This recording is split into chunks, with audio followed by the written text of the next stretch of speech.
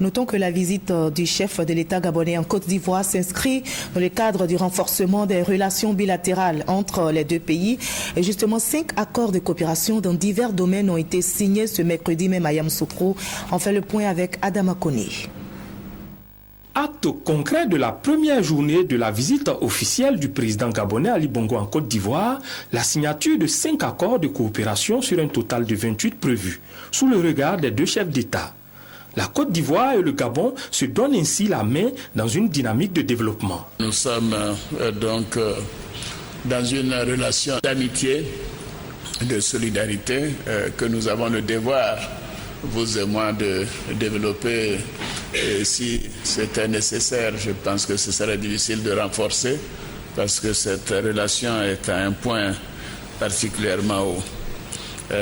Ces relations ne sont pas seulement personnelles et politiques, mais elles sont également économiques et commerciales.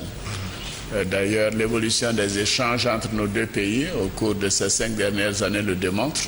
Nous avons multiplié nos échanges littéralement par 10, passant de 40 milliards à 400 milliards au cours de ces 5 dernières années. Cela montre le dynamisme de nos relations, non seulement au niveau des gouvernements, mais également au niveau du secteur privé. Présent sur le sol ivoirien pour 3 jours, le chef de l'État gabonais ne manque pas de relever les performances réalisées par la Côte d'Ivoire en peu de temps. Je voudrais d'abord féliciter le président et son gouvernement pour le redressement exceptionnel et la bonne tenue de l'économie ivoirienne.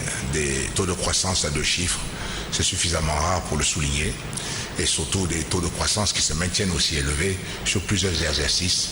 C'est quelque chose qu'il faut quand même pouvoir apprécier.